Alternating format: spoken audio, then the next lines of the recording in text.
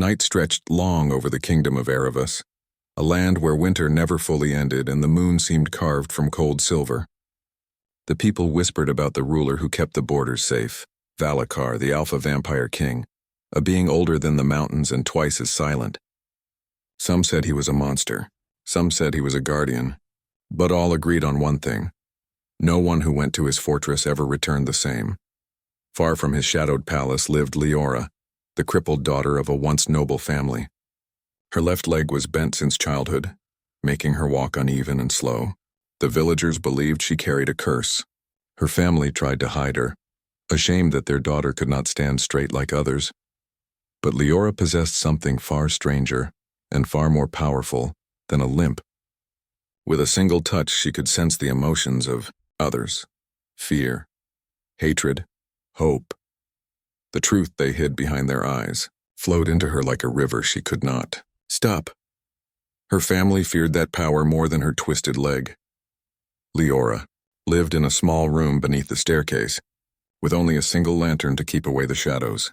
She filled her nights with books she found abandoned in the old library, books of history, magic, and distant kingdoms. Through them, she learned of the Alpha King who ruled the night. The stories called him merciless, but Leora wondered if anyone truly knew him, or if he, like her, lived hidden behind a wall of fear and misunderstanding. Her quiet life changed the day the winter harvest failed. Hunger swept through the land. Her father, desperate to save the estate, made a choice that shattered the last piece of safety she had. He sold her, not for gold, not for land, but as tribute to the vampire king, an offering in exchange for protection. Leora learned the truth only when soldiers in black armor arrived at the gate. Her father did not meet her eyes as he told her she would be taken away. "It is for the good of the family," he said. "You will be useful there, useful."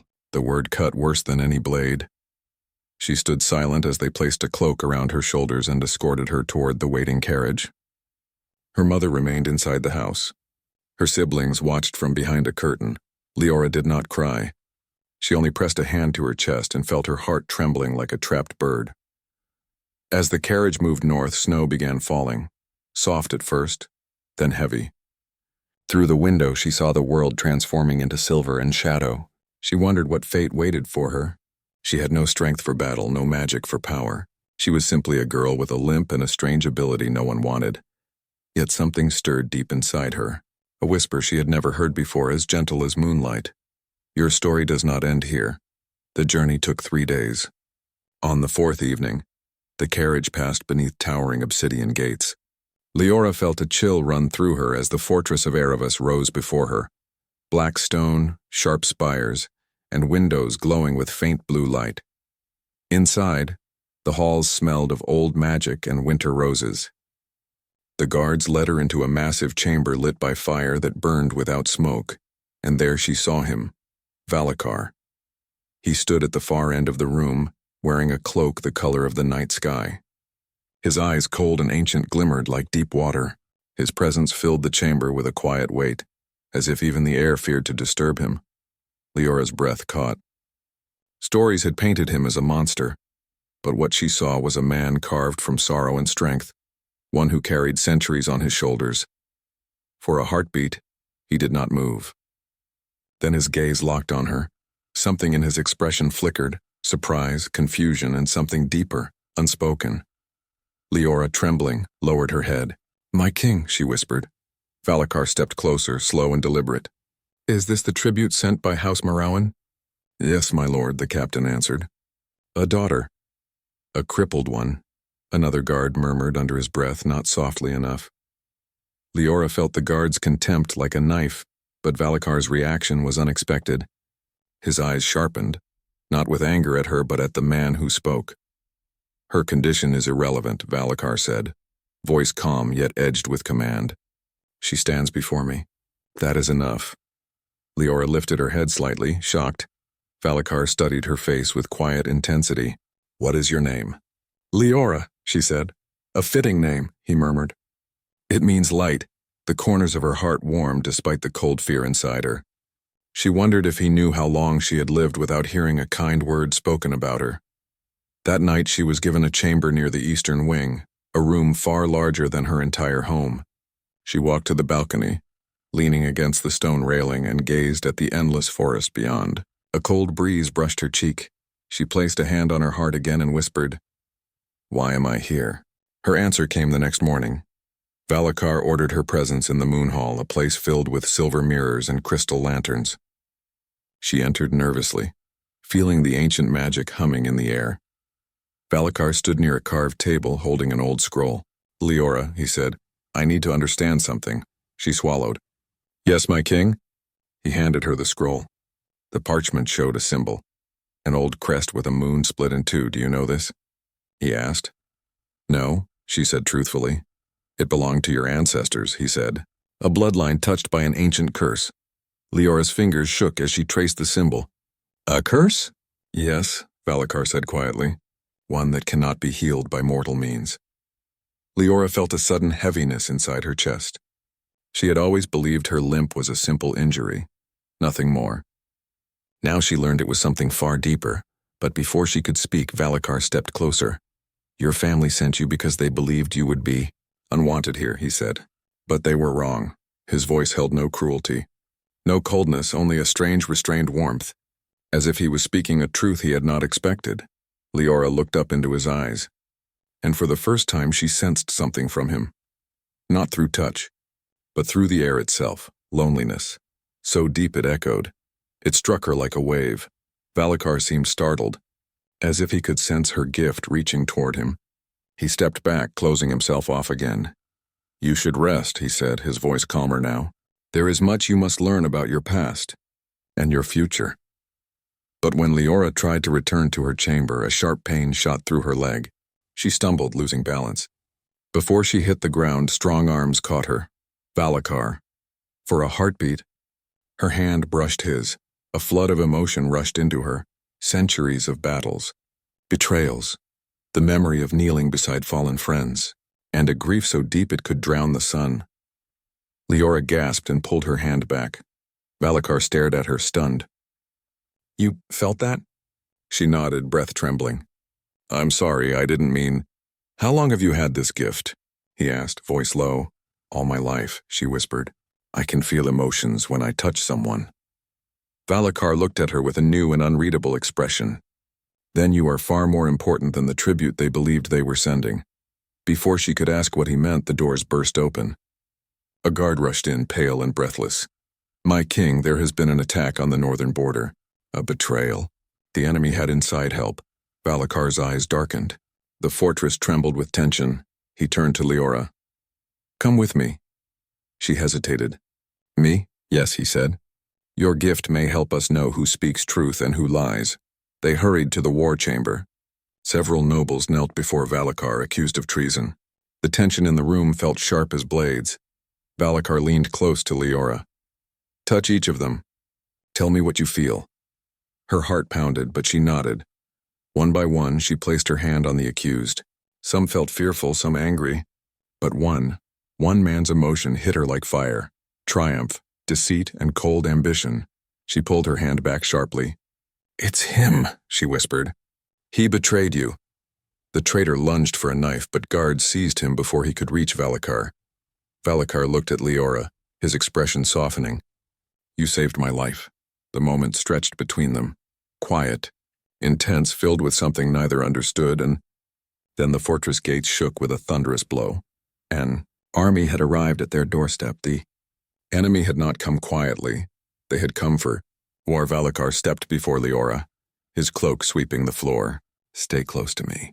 Tonight you are under my protection." "But my king," she began. He turned to her, eyes burning with resolve. "If you fall, my kingdom falls with you." Her breath caught. "Why? I am only—" "You are more," he said. "Much more." A crash echoed through the halls as the outer defenses broke. Valakar drew his blade. Leora clutched the railing for balance, and in the darkness he whispered, "Leora, tell me now. Do you choose to remain mortal, or do you choose eternity at my side?" The world roared around them. Leora opened her mouth to speak, but her answer was swallowed by the rising storm. The night was alive with fire and steel. Outside the walls of Erebus, the enemy pressed closer, their voices sharp with anger and hunger. Inside, Leora stood behind Valakar, heart pounding like a war drum. She had never felt fear like this before, yet she also felt something stronger. A strange, unwavering determination. The Alpha King moved like shadow and storm combined, his blade flashing under the pale moonlight that spilled through the broken windows of the fortress. Every step he took seemed to push back centuries of darkness. Leora wanted to look away, but something inside her demanded she stay and see. "You must stay close," Valakar said, his voice calm but edged with steel. "Tonight nothing will be held back." Leora nodded, gripping the hilt of her courage as tightly as she could. She did not yet know if she could fight, yet the feeling inside her was undeniable. She had a role to play here, more important than she had ever imagined. When the enemy finally breached the inner gates, the halls erupted in chaos. Shadows clashed against shadows. Leora felt her gift stir, sensing the emotions of the attackers, fear, hatred, doubt, and courage all tangled together. She realized something remarkable: she could guide them, not with a sword, but with the power of her presence. "Focus," Valakar said, glancing at her. "Use what you feel." Closing her eyes, Leora reached out, not with hands, but with heart. The rage and fear in the invader's heart swirled around her. She let the calm she felt inside radiate outward like a shield. Slowly, the attackers faltered, unsure of their next move. Some dropped their weapons. Others froze, caught in the invisible web she had woven. Valakar fought with renewed strength beside her, eyes occasionally flicking to her as if checking that she was safe. Leora felt a strange warmth in those glances, a silent acknowledgement that she was not just a pawn in this fight. She was a part of it, a part of him. Suddenly, a spear flew toward Valakar, aiming for his chest. Leora lunged instinctively, placing her hand on his arm. A shock of raw emotion hit her. Pain, fear, and something deeper, a longing she could not name. She felt it in her very bones. Valakar's eyes widened. He caught the spear midair, turning it aside with ease, but he did not pull back from her touch. "You feel everything," he said quietly, almost to himself. "Everything I have carried for centuries. I can't stop it," Leora admitted, breathless. "It's like I'm part of you now." He shook his head, a shadow passing over his face. "No, you are more than part of me. You are necessary. My queen, perhaps, in ways I do not yet understand." Before Leora could answer, a massive shadow surged through the hall. One of the enemy leaders had entered, the one whose betrayal had been whispered to Valakar earlier. His presence radiated ambition and cruelty, and Leora felt a chill pierce her soul. The enemy leader laughed, a sound sharp and hollow. "So the crippled girl stands behind the king. Do you really think your touch can save him?" Leora's fingers tingled with power. "I don't know," she whispered. "But I will try." She stepped forward. Closing her eyes, she let herself feel everything the leader hid inside: his fear of death, his hunger for power, and his secret doubt that he could ever truly defeat Valakar. Slowly, she let the calm within her rise and spill outward. The man's arrogance faltered. His soldiers wavered, their attacks losing rhythm. Valakar moved with speed and precision, striking at the enemy while Leora's quiet, unseen influence held them at bay. Together, they became something more than king and tribute. They were a force neither had known before. Finally, the enemy leader fell to his knees, his strength broken. Leora felt a surge of relief, and also something unexpected: a pulse of warmth from Valakar's side. "You did it," he said softly, as though afraid the words might vanish if spoken aloud. Leora opened her eyes. He looked at her not as a king to a servant, but as a man who had finally seen her. And in that look, she understood something essential. She was no longer just a girl with a limp. She was the beginning of something far greater. The next days were quiet, yet charged with change. The kingdom of Erebus had survived the attack, but Valakar was different. He moved more slowly, his usual invincibility weakened by the night's battle. Leora saw the truth he hid beneath his mask of strength. Even a king who was immortal could suffer, could falter, and could need someone to lean on. One evening, he led her to the eastern tower, where the moonlight fell like liquid silver. "You must decide now," he said, his voice steady but urgent. "Do you accept your destiny with me?" Leora looked down at her hands, trembling slightly. She thought of her family, the life she had lost, and the power she had discovered within herself. Then she met Valakar's eyes, filled with trust, hope, and something she could not name. I will, she whispered. He extended his hand. Then I will make you whole. But it is not only your body I will change. You will become immortal, bound to my side, but you will also take my power. Do you understand what that means? Leora swallowed. Yes, I understand. I do not fear it. The ritual began under the silver moon. Strange light shimmered in the air, curling around Leora and Valakar. The curse that had crippled her fought against the magic, trying to hold her back.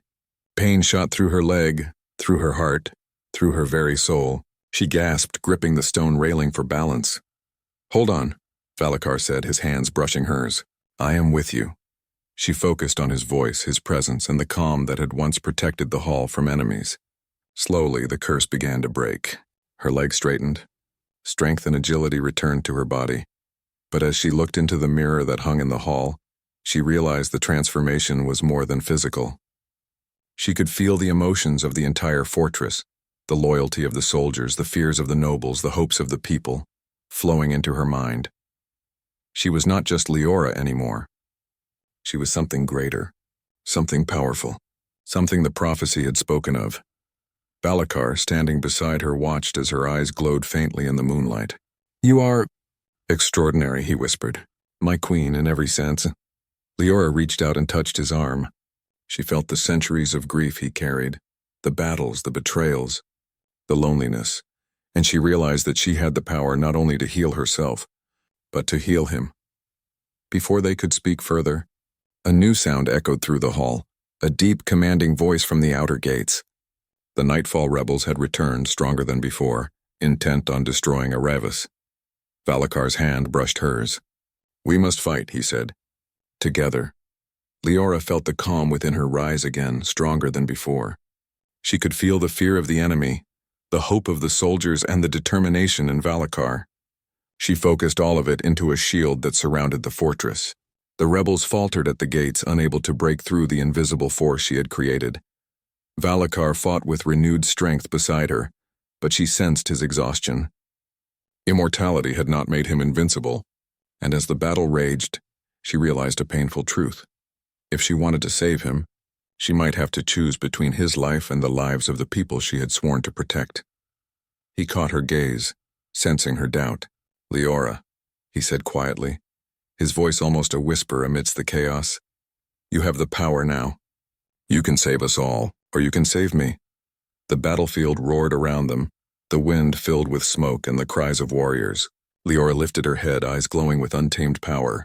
She felt the weight of centuries and the strength of her own courage converge, and in that moment, she knew the choice she made would shape not only her fate, but the fate of Erebus and the immortal king who had chosen her as his queen. Her heart beat steady. Her body was strong. Her mind was clear. She whispered to herself and to him, Then we fight. Together. Valakar nodded, his hand brushing hers once more. The connection was no longer just of mortal and immortal, master and tribute, it was of equals. Two hearts, two destinies intertwined, ready to face whatever darkness remained. The night stretched on. But for the first time, Leora and Valakar faced it not with fear, but with power, hope, and the knowledge that together they could change the world. And though the battle was not yet over, something deeper had begun. The immortal queen had risen,